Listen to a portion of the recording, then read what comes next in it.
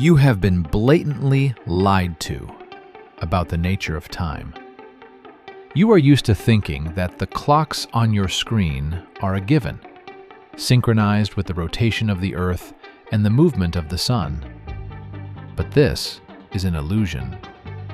In reality, your smartphone reports to a closed military facility in Washington every few seconds, a place you will never be allowed to enter. Why does the Vice President of the United States live behind the same fence as the world's main timekeeping? Why, in the 19th century, did the entire world have to live by the schedule of the British Navy, disregarding astronomy? Who actually decided that the prime meridian runs through London, and why did France resist this for almost 30 years? You were told that time zones are a convenience and a science, but the documents tell a different story. This is not a tale about time, but about seizing reality through standards. The main question is, who has been controlling your life's rhythm for centuries? And what will happen if one day they decide to turn off the switch? We are accustomed to viewing time as something neutral and natural. The Earth rotates, a day. The Sun is at its zenith, noon. Everything seems obvious. But if we take a closer look at how a specific hour became the world standard, the picture becomes significantly less innocent. Your phone relies on a precise time system, the key benchmarks of which have been tied to military infrastructure for decades. This is not a theory. We will return to this fact later. But let's start with a simpler question. What time is it now? Someone once decided that this particular point on the planet is the 0 point. Everything else is measured from it. We almost never ask the next question. Who made this decision? In whose interests? And why them? Time exists. This is a fact. The Earth rotates, days change, the sun rises in the east. But what time is it is a completely different question, because the answer to it is not a natural constant. It is a political decision made in a specific year by specific people in specific interests. And if you think it is just a convenient agreement of humanity, let's examine whose interests it was actually made for. In 1884, representatives from 25 states gathered in Washington. On the agenda was a single question. Which point on Earth should be considered the prime meridian? The decision would determine whose time would become the global standard. They voted. 22 votes were cast for Greenwich. 1 was against. 2 abstained. Look at the composition. 22 out of 25 states that voted for were directly dependent on British trade and naval infrastructure. Their fleets were already operating according to British nautical charts. They were already using British almanacs and sailing directions. For them, Greenwich Mean Time had long become the working standard. Not because anyone had adopted it, but because the British fleet was simply everywhere. The voting in 1884 was merely a legal confirmation of what already existed as a de facto monopoly. France understood this. That is why it did not recognize the decision for another 27 years and continued to operate according to the Paris meridian. The French side viewed the Greenwich decision not merely as a technical agreement, but as a political affirmation of the already established British dominance. Look at how this struggle appeared from a technical standpoint. French maps up until 1911 were printed with a double grid, the Paris meridian as the main reference and Greenwich in parentheses. Every navigator working with both French and British maps simultaneously was forced to make corrections. This created friction, literally measurable in the minutes spent on each calculation. After 27 years, France surrendered.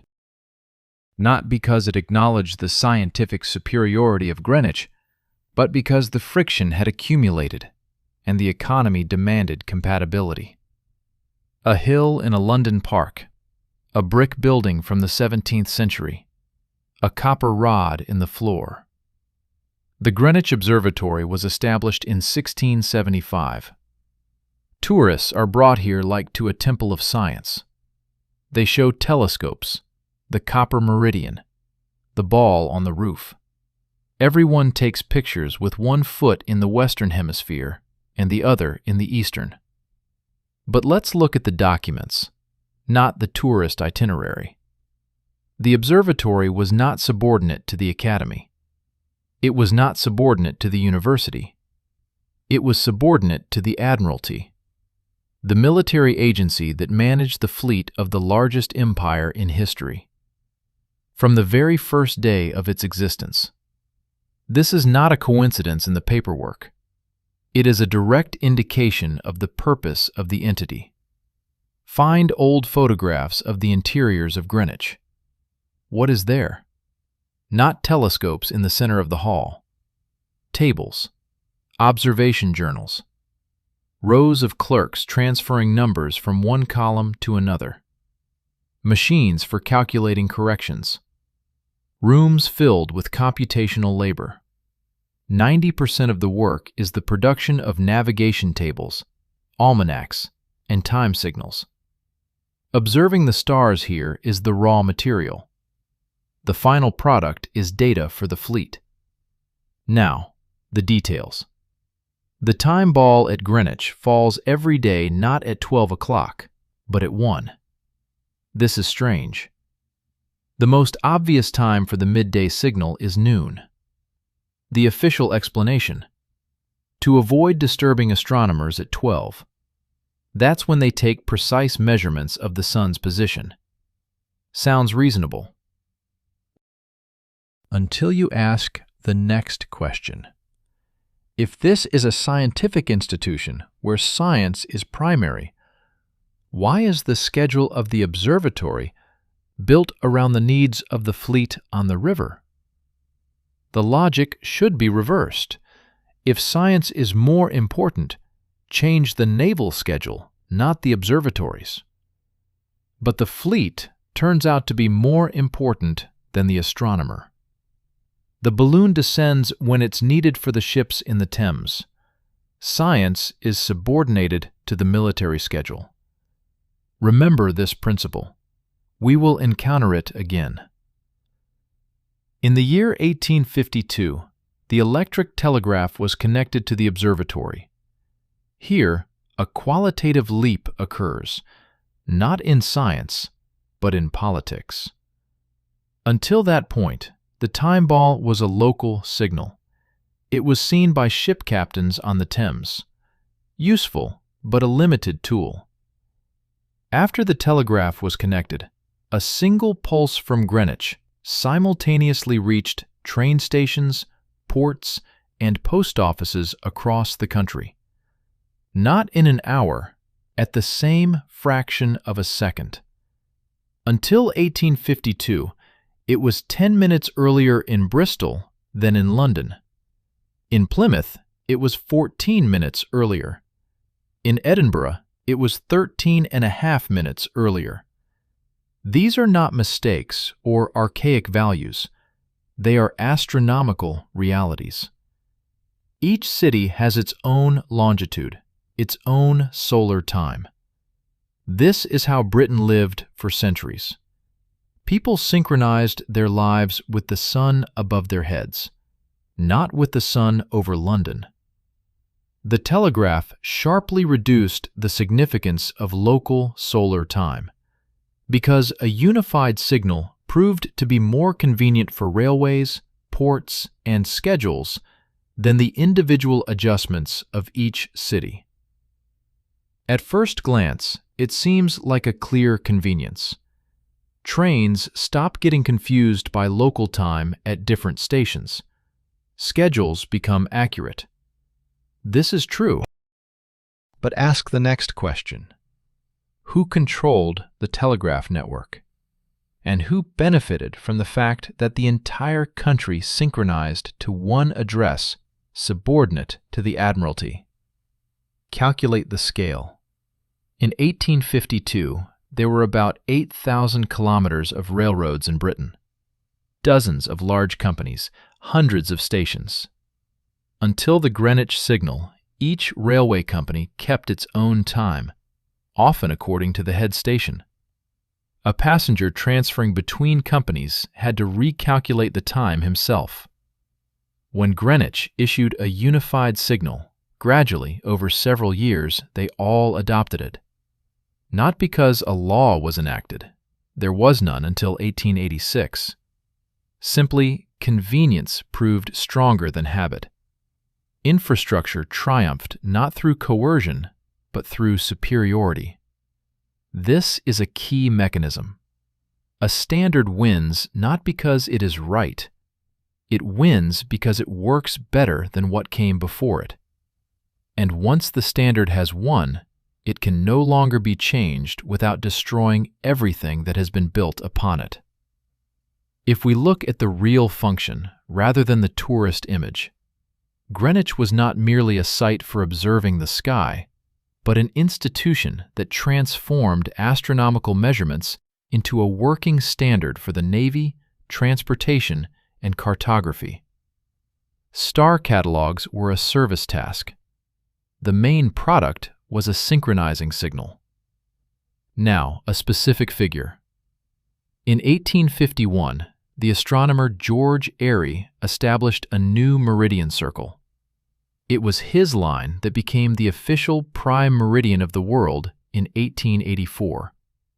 Not because it was more accurate than others, not because it passed through the mathematical center of anything, but because, at that moment, Britain controlled 70% of global maritime trade, and world maps had already been drawn according to British standards. The conference merely formalized the existing reality.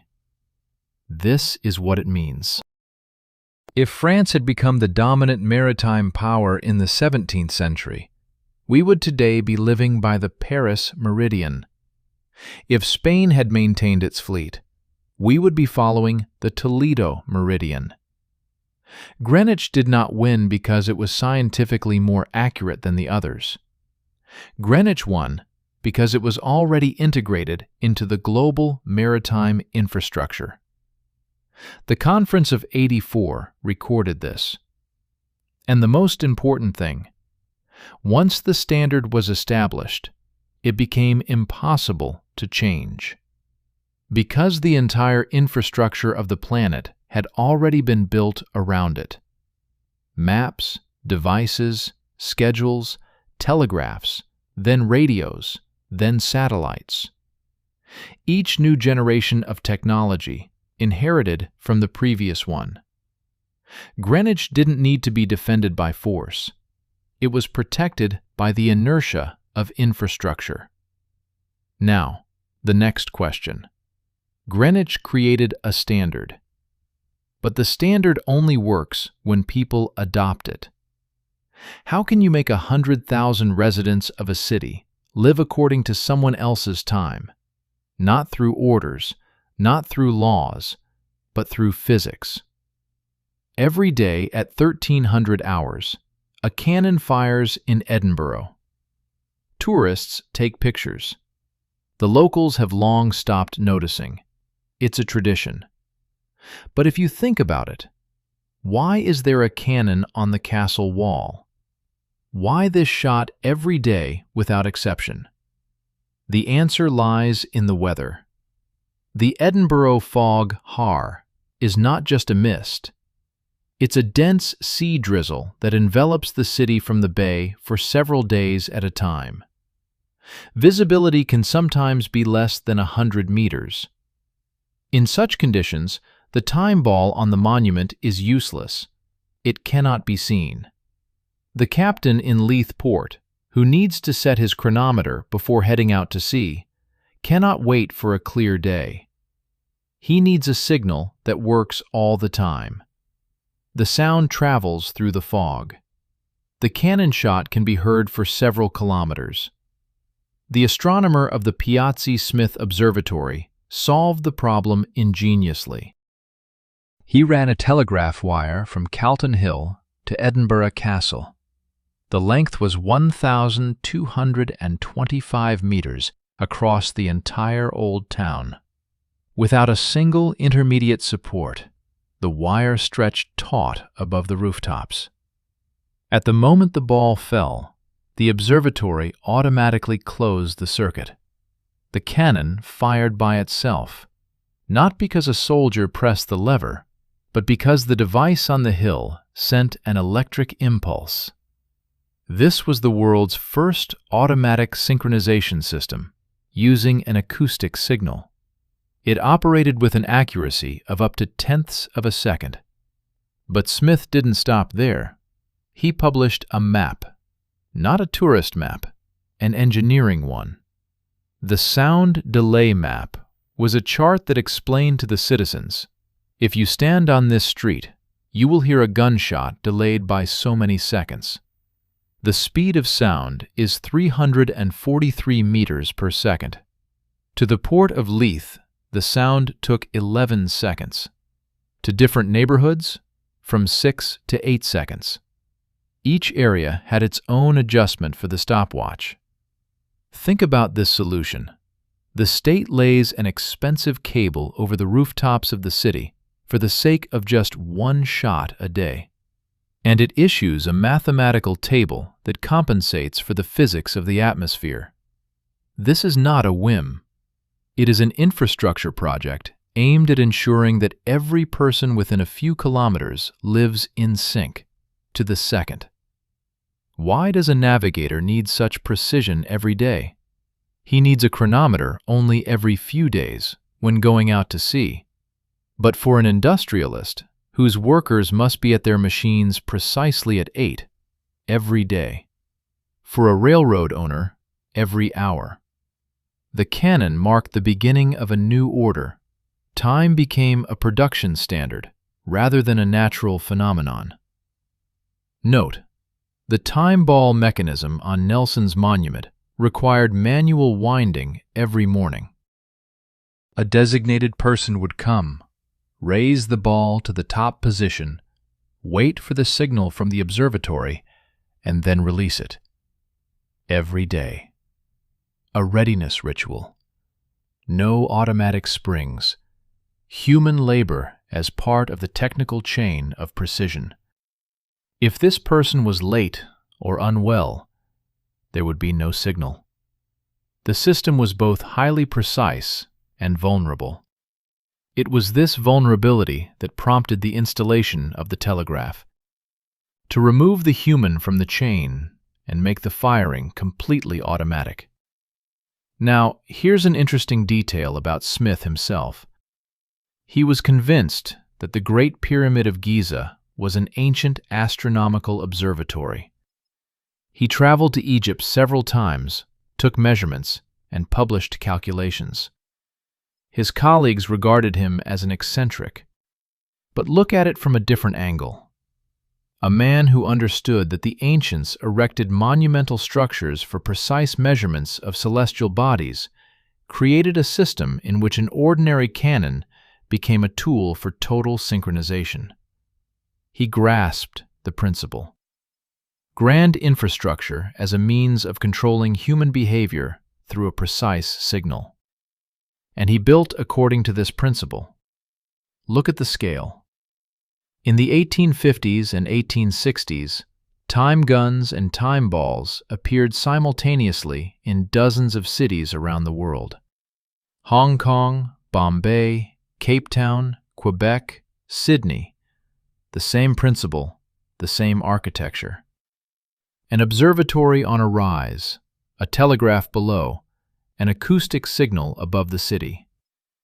Each of these local rituals synchronized according to one external standard. The local city signal operated on Greenwich time, and the residents generally did not think about it. Look, Edinburgh is one city, one canon. But the principle, to physically invest time into the life of the city through sound, has proven to be reproducible. And the next object shows just how far this principle has been taken. In the rock above Liverpool, there are cellars. 2 levels, carved directly into the solid rock. Not poured with concrete, specifically carved out. An expensive, labor-intensive job. The building is called DOESN, constructed in 1866. Its official purpose is a maritime observatory for the needs of the Liverpool port, checking chronometers, observing the weather. Liverpool in 1866 was the largest commercial port of the British Empire. Every year, thousands of ships passed through it. Each vessel set out to sea with a chronometer and returned to check its accuracy. Because a chronometer that lost a second a day over a 3-month voyage would accumulate an error of 90 seconds. 90 seconds in time translates to 37.5 kilometers of error in longitude. Such a chronometer could send a ship onto the reefs several dozen kilometers away from its intended position. Chronometers were literally a matter of life and death. The first oddity is the owner. DOESN did not belong to the university, the academy, or the military department. Its owner was the Mersey Docks and Harbor Board, a commercial port organization, a scientific facility with underground halls carved into the rock, owned by a trading entity, for the purpose of checking chronometers. Let's take a look at the details. The chronometer is sensitive to vibration and temperature fluctuations. Any deep cellar provides a stable temperature. Why would one excavate 2 levels in solid rock? The cost of such work was several times higher than building a regular brick basement. There must have been something to justify these expenses. The answer will come later, in 50 years. In 1918, the Tidal Institute opens in DOESN. Huge machines are brought in, occupying entire halls. Doddson's mechanical integrators, systems of shafts, levers, threads, and reels. No electronics, pure analog mechanics. The task is to predict tides for any point on the planet, for years to come. I'll explain why this is complicated. The tide is not a simple wave. It is a superposition of dozens of independent harmonics, lunar, solar, resonant, determined by the shape of a specific bay. Each port has a unique signature. To predict the water level at a specific hour, all these harmonics must be combined simultaneously. Dodson machines did this physically. Each drum rotated at the frequency of one of the harmonics, and threads summed up the oscillations, with the result recorded on tape. The accuracy of the match with reality is a few minutes. Looking years ahead.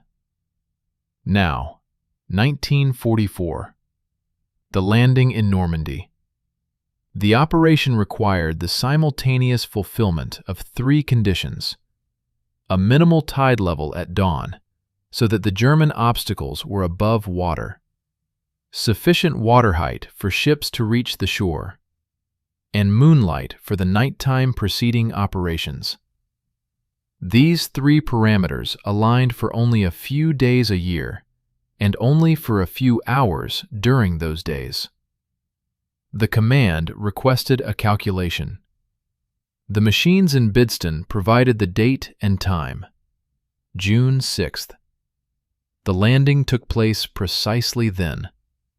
The mechanical gears in a Liverpool basement marked the moment of the largest military operation of the 20th century. At first glance, it seems like a fortunate coincidence. A suitable building came along at just the right time. But look at the technical requirements. DOESN's machines could not operate in a regular building. Any vibration from street traffic disrupted the mechanics. Urban electrical currents affected the sensitive components. Temperature fluctuations altered the tension of the threads. Absolute tranquility and perfect stability were needed for operation. This is precisely what the halls carved into the rock provided. Built in 1866, the machines arrived in 1918. Normandy, in 44. 78 years from construction to application. No one planned D-Day when laying the foundation. But the infrastructural decision to carve halls in the rock turned out to be critically important 7 decades later. This is called a margin of safety. It was built to last for centuries, and the building has fulfilled its purpose. Add another fact to this. The DOESN machines for calculating the Normandy tides were not built on the eve of the landing. They had been operating in Bidston since the 1920s, forecasting water levels for commercial ports, for planning the construction of docks, and for insurance calculations. There was no secrecy involved, just civilian science. And precisely because they had accurately predicted tides around the world for years, the command in 1944 entrusted them with the calculations for the military operation. The reputation earned in peacetime was converted into trust in wartime. This represents a different kind of infrastructural reserve, not physical, but reputational. Look at the diagram. The commercial structure builds a facility for the needs of the port. The facility accumulates data on natural cycles. This data becomes a reputation for accuracy. The reputation for accuracy turns into a military advantage. At no point in these steps was there a conspiracy or a hidden agenda. There was a system that worked so well that its application naturally expanded. Bidston was closed in 1969. Digital technology was faster. However, the task itself, managing time standards, did not disappear. It relocated. And the place where the system moved is now guarded as a first-category military facility, Washington, D.C. A hill, several dome-topped buildings, a formidable fence. The United States Naval Observatory. Established in 1830 as the Depot of Charts and Instruments. Note the name. Not a place for studying the sky, a depot. A storage facility for strategic data. In this same area is a white mansion with columns, the official residence of the Vice President of the United States. Not ceremonial, residential. People live there, work meetings take place, and security is present. The Vice President has lived here since 1974, when the mansion was officially designated as a residence. Look at the timeline of the object itself. In 1865, the observatory began transmitting precise time signals via telegraph to all the railway stations in the United States. Neither Congress adopted this standard, nor did the President sign a law. Military astronomers simply started sending the signals, and the railroads began to operate by them.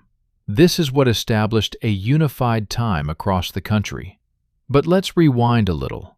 The first director of the observatory, Matthew Fontaine Maury, gained fame not for astronomy. He created the first systematic maps of winds and currents in the Atlantic and Pacific Oceans. How? He sent standardized journals to the captains of merchant ships, asking them to record the wind, current, and weather at each point of their routes.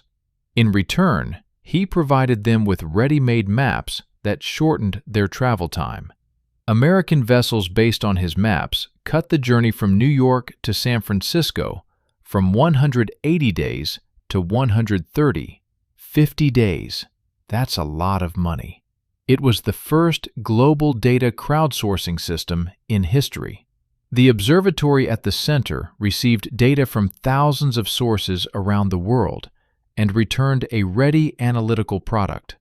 Just like today's navigation apps that gather traffic data from all users and show the optimal route. Only instead of traffic, it was wind. Instead of smartphones, there were captain's logs. Instead of servers, there was a closed military building in Washington. In the year 1883, they reached the next level. A signal from Washington via the Western Union network simultaneously dropped time balls in several major cities: San Francisco, Chicago, New Orleans. Everyone was waiting for the impulse from a closed military facility. Every American city, wishing to have the precise time, was a subscriber to this system. Now, today, the GPS system operates through atomic clocks on satellites. These clocks are accurate but drift, accumulating an error of several nanoseconds per day. This is critical for navigation. 1 microsecond of time error results in a 300-meter error in coordinates. Therefore, the clocks on the satellites are constantly synchronized with ground reference standards. The main ground reference for atomic time for the American GPS is kept at the Naval Observatory. Link the chain. The accuracy of GPS navigation relies on the synchronization of atomic clocks on satellites with terrestrial standards. The primary American ground-based standard for precise timekeeping is kept at the Naval Observatory, an institution that has continuously performed this function since the mid-19th century. This is not just a single switch controlling the planet. It is a historically established institutional center for accurate time embedded within a military structure. And here is what should be noted. In 1983, President Reagan made the decision to open GPS for civilian use after a Soviet fighter jet shot down a Korean airliner that had violated airspace due to a navigation error. The political decision to open a military system was made in a matter of days. But the system itself, its clocks, its standards, its infrastructure, remained military. Civilian access was granted to the signal. Control over the source was retained. This is an important distinction. Another interesting detail is that since 1974, the official residence of the Vice President of the United States has also been located in the same territory. This serves as another reminder of how closely intertwined military infrastructure, governmental institutions, and the history of precise timekeeping are within the American system. A history that began here in the 19th century. There is something that unites all 4 objects, apart from their function. They all began as solutions to specific, practical problems. No grand ambitions, no intentions of conquering reality. Greenwich was built to prevent ships from perishing off the coast. Edinburgh was created so that captains wouldn't get lost in the fog. Bidston was established so that chronometers wouldn't lose accuracy due to urban vibration. Washington was designed to provide the fleet with reliable maps. Pragmatism, engineering, nothing superfluous. But the infrastructure created for one task inevitably takes over the next. This is not a conspiracy. It is a property of well-functioning systems. They expand into areas where they can be applied. And within a generation, what began as a tool for the fleet manages the schedules of factories. What started as assistance for navigators in fog synchronizes workers at the machines. What was developed for chronometers calculates the largest military landing in history. What stored data about winds now determines the accuracy of every guided missile. Now look at the entire line as a whole. 1675th year. Greenwich is established and subordinated to the Admiralty. The task is to provide the fleet with a tool for navigation on all seas. 1852nd. Telegraph. The country synchronizes to a single address. 1861st. Edinburgh. An automatic cannon shot synchronizes the city to a physical signal. 1866th. Bidston. Cellars in the rock beneath the chronometers, a function that, half a century later, will prove critical for military calculations. 1884th. 22 votes. The advantage is legally recorded. 1944th. Bidston counts D-Day. Every step is the consequence of the previous one. No conspiracy. Just the infrastructure built by generation after generation, each time adding a new level. Every step is a consequence of the previous one. No conspiracy. Just the infrastructure that has been built generation after generation, each time adding a new layer. There is one thing that is commonly overlooked. Each of these four objects still operates. Greenwich is a museum, but the meridian remains. The Edinburgh cannon fires every day. Tradition, they say. Just tradition. But what is tradition, if not the infrastructure that has been forgotten to turn off? Bidston is closed. Its tasks have transitioned to computers. But the principle, predicting natural cycles with minute accuracy for military purposes, has not gone away. It has simply become invisible, as it has moved into the digital space. Washington is operating at full capacity. An object from 1830. Almost 200 years of continuous operation. Consider this continuity. Over 200 years, technologies, regimes, wars, and borders have changed. Yet the time management system, its address, its hierarchy, its military status, has remained almost unchanged. This is not mere inertia. It is a characteristic of good infrastructure. It survives everything for which it was created and continues to function for something else, because too much is tied to it to halt its operation. There is a detail in this story that is particularly inconvenient. We are accustomed to thinking of power through politics. Elections, parliaments, laws. But technical power operates differently. Those who control the standard do not need laws. They set the rules of measurement, and everyone else plays by these rules without even realizing it. Until 1852, every British city lived in its own solar time. It worked. Then, one pulse through the wire, and the norm disappeared, without a referendum. One day, the clocks at the train station showed Greenwich Mean Time, and it remained that way forever. Documents reveal a pattern. The one who controls the standard of measurement does not need coercion. They simply set the rules, and everyone else follows these rules because it's convenient, because everything is reliant on them, and because the alternative requires an overly expensive adjustment. Look at the scale. In the 1850s and 1860s, time balls and time guns appeared simultaneously in dozens of cities around the world. Hong Kong, Bombay, Cape Town, Quebec, Sydney.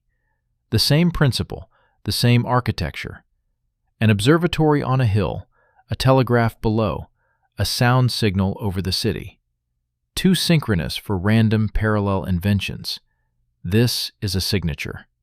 And each of these systems had one source, Greenwich. They all synchronized according to one meridian. Local traditions were merely packaging. The content was unified. Greenwich decided what time it was. Edinburgh communicated this decision to every citizen through an acoustic signal. Bidston utilized precision to manage the largest military operation in history. Washington guards the system today, with barbed wire, armed soldiers, and the residence of the second-ranking official in the state. There is one detail that the official histories of these objects hardly mention. None of them was conceived as a tool for controlling human behavior. Greenwich addressed a specific navigation problem. Edinburgh fought against fog. Bidston served the port. Washington stored maps and instruments. But the infrastructure built for one task gradually takes over the next, not by anyone's design, but because it works. And within a generation, what started as a tool for the fleet controls the schedules of factories. What began as assistance for navigators in fog synchronizes workers at their machines. What was created for chronometers calculates the timing of the largest military landing in history. The system exists openly. Everything is documented. Yet we live within a standard whose origins and logic are rarely discussed. The issue here is not about conspiracy. The question is different. At what point does convenience turn into dependence? And do we even notice that boundary?